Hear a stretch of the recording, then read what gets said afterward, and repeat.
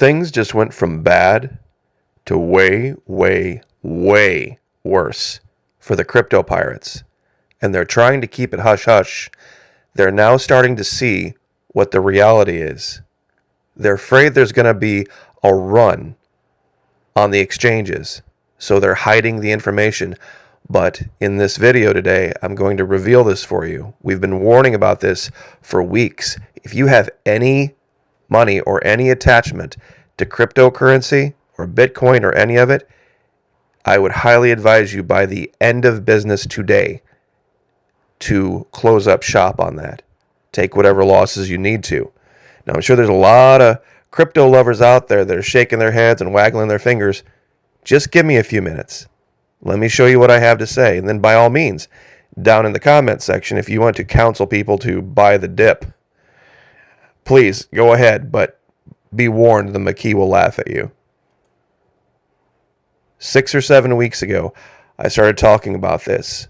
It started with the Bitcoin collapse, but it has now migrated out to all of the cryptocurrency markets, and they're not going to be able to stop it. And some are saying, Florida McKee, it looks like it's down for sure, 22.48% in the last month, but it almost kind of looks like it's stabilizing and there's a bit of a rebound.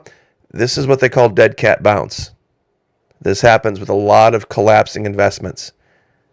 After a long, steep decline, there's a short period here, and those who are smart will use it to get their money out. And of course, here come the crypto pirates. Stop right there. Stop right there, McKee. You're wrong. Do you know how many people have gotten incredibly wealthy? Do you know how many people have put money into cryptocurrency and they're doing super fantastic now? How do you answer that? Well, I don't debate that. You see, just like in the series Black Sails, the story of pirates in the Golden Age, many did during the Golden Age.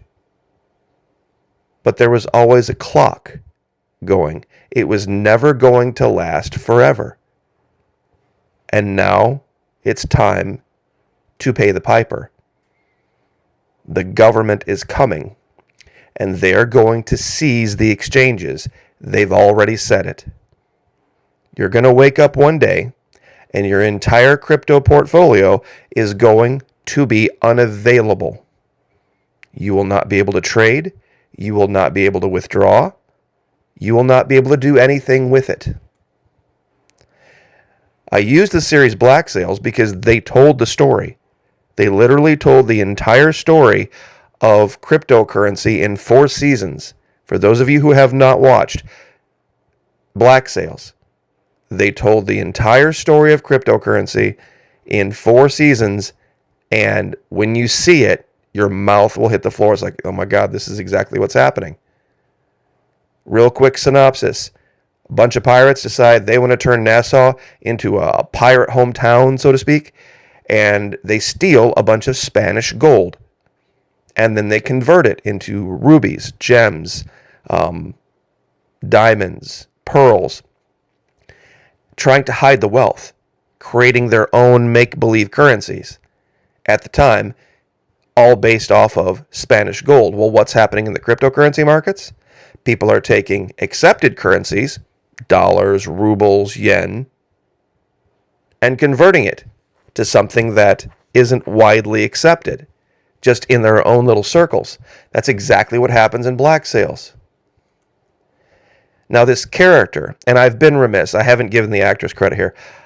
The character in the series, Max, is the actress Jessica Parker Kennedy, does a fantastic job. She should have won an award. Absolutely should have won an award for this.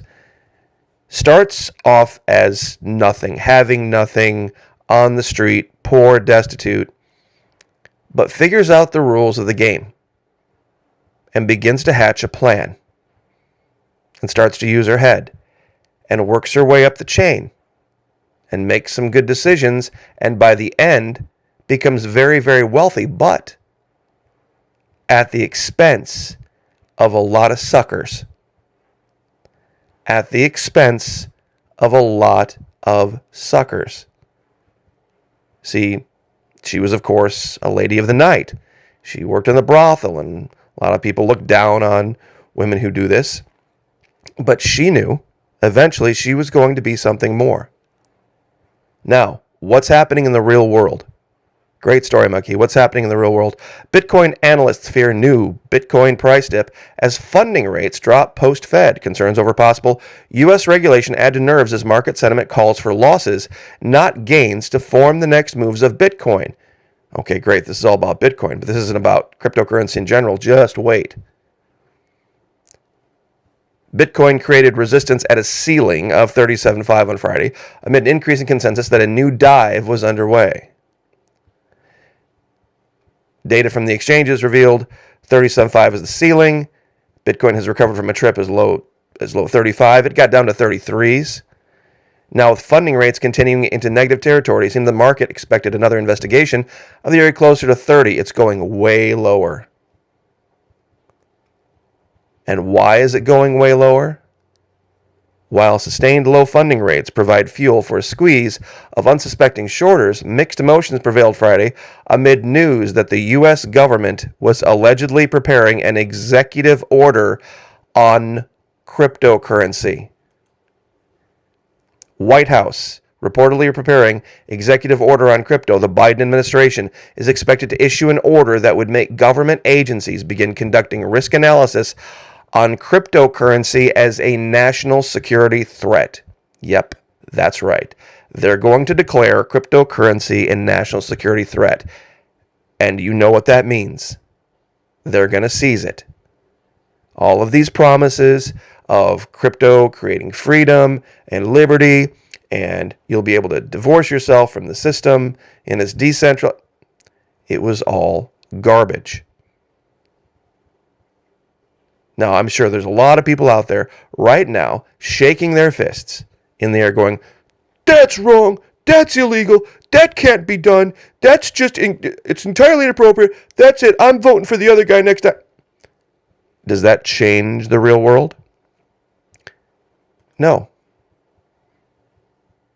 You see, this is called the just world hypothesis. The reason you didn't see this coming, by the dip folks, is because this cognitive bias that we've talked about over at the Patreon channel over and over again, the 24 cognitive biases, the 24 logical fallacies.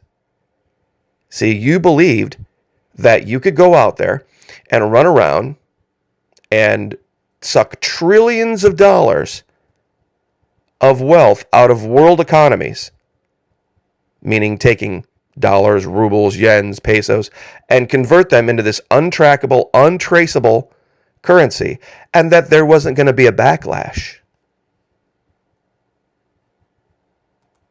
Here comes the backlash. In the story, Black Sails. Eventually, the Spanish get sick of what the pirates are doing, and they send a huge fleet to come get it all. The gems, the rubies, the pearls, everything.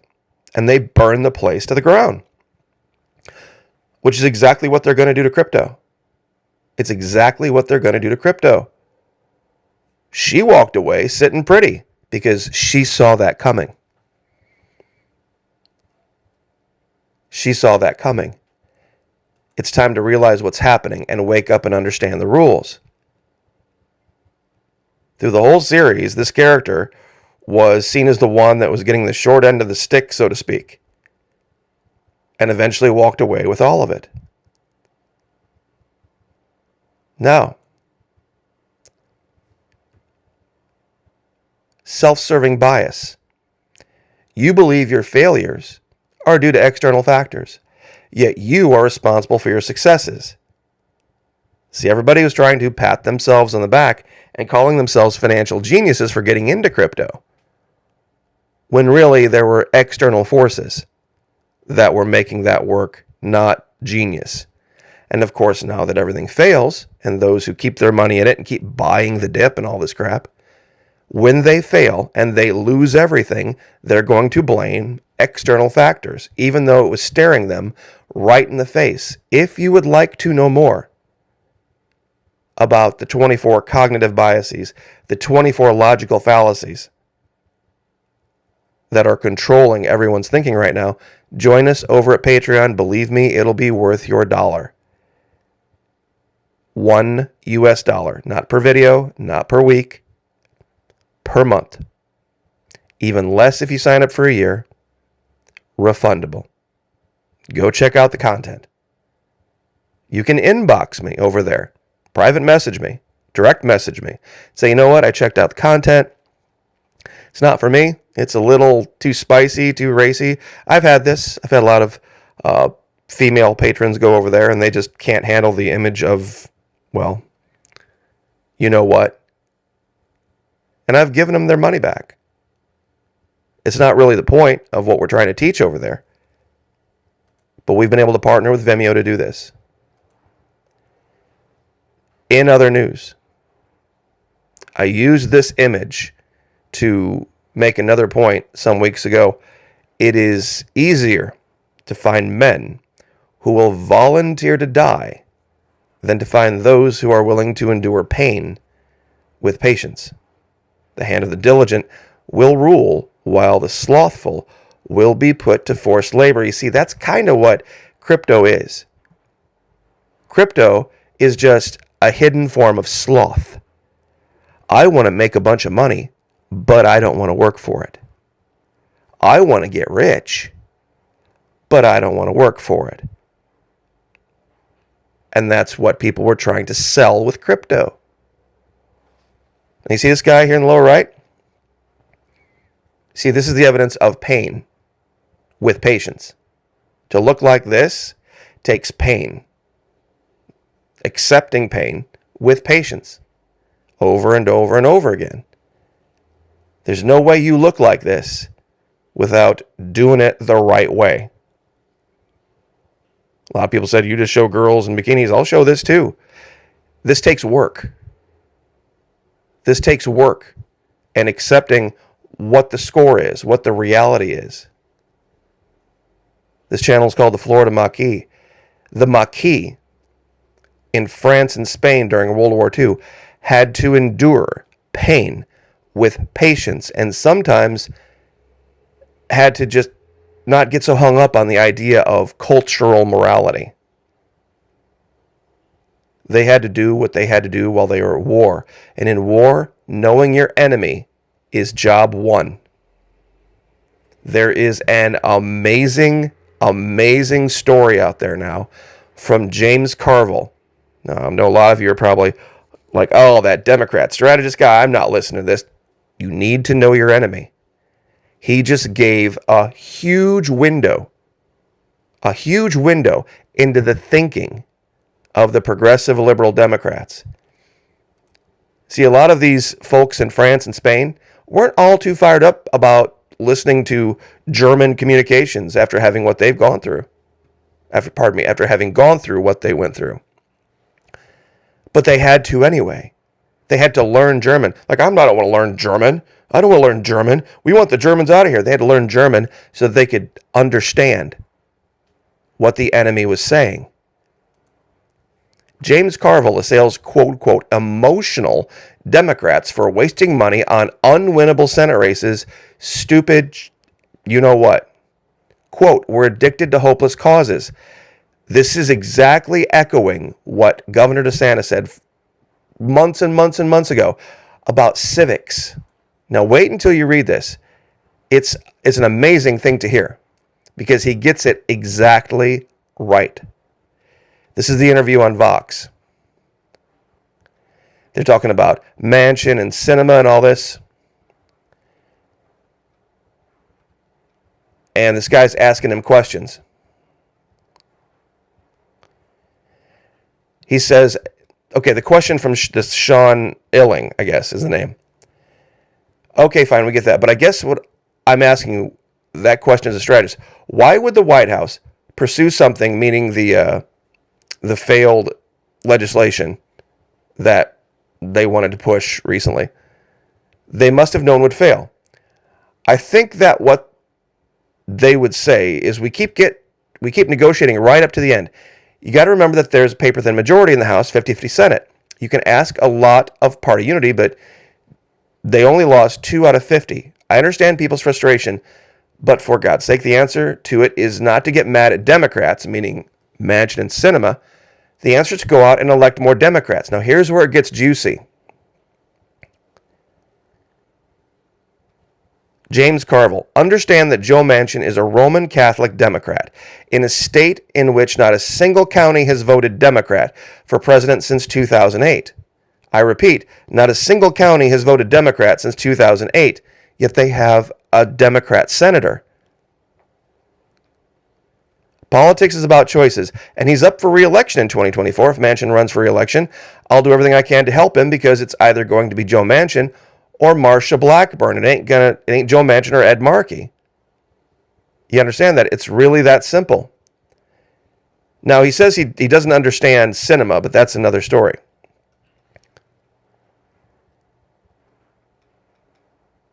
But here's the meat. Here's the part I wanted to get to right here. He said, look, I'm a liberal Democrat.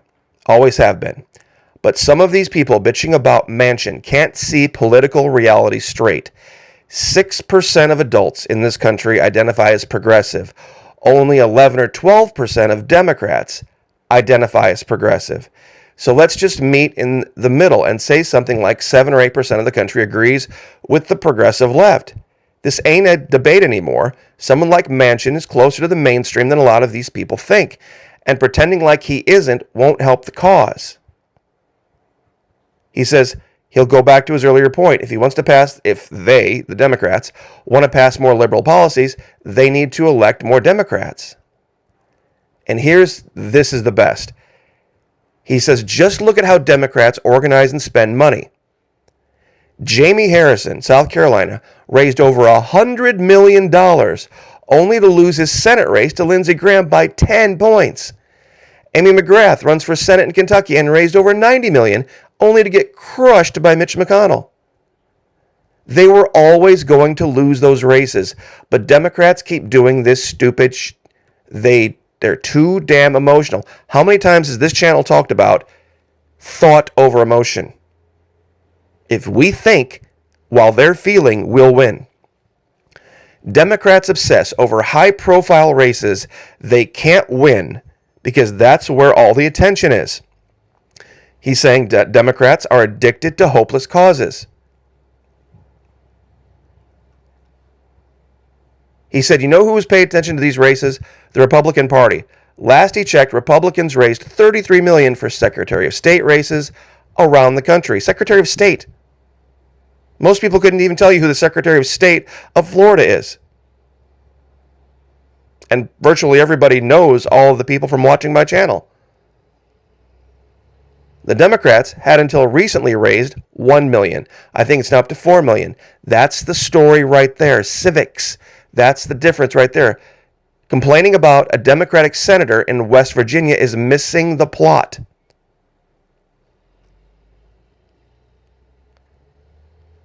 %11 of the Democrat Party is progressive. It's the smallest part of their party. The problem is they make up 70% of the noise.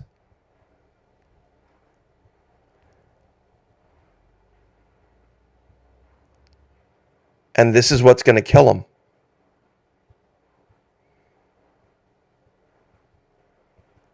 This is what's going to kill them.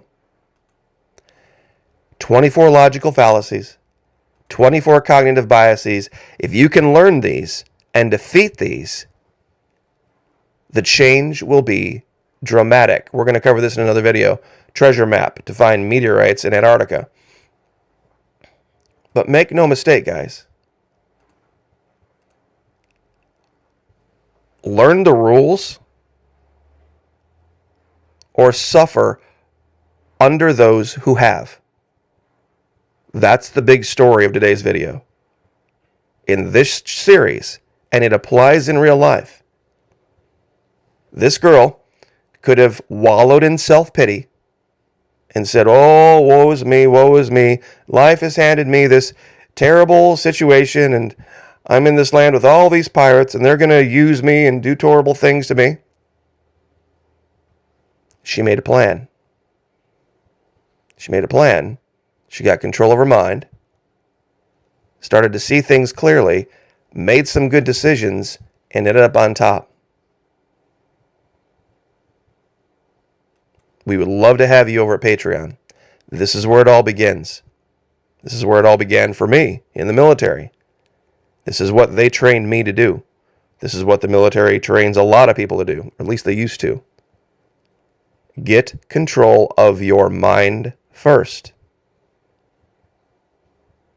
and then proceed from there. James Carville just gave away the farm. Over there on the left, they're acting emotionally. They only assess their emotions over and over and over again. They mistake that for thought, for clear thought. And you can learn for yourself how to do this, how to identify when you're doing this. We all do it. Am I making this decision based on thought and logic, or am I just going to go with my emotions? That's the real key. That's why so many people got into Bitcoin and so many are still going to lose everything, because they're emotionally attached to a bad decision. You got to let it go. The golden age of piracy is over. I'll leave it there. God bless. Like, share, subscribe, and we will see you guys tonight on Twitch.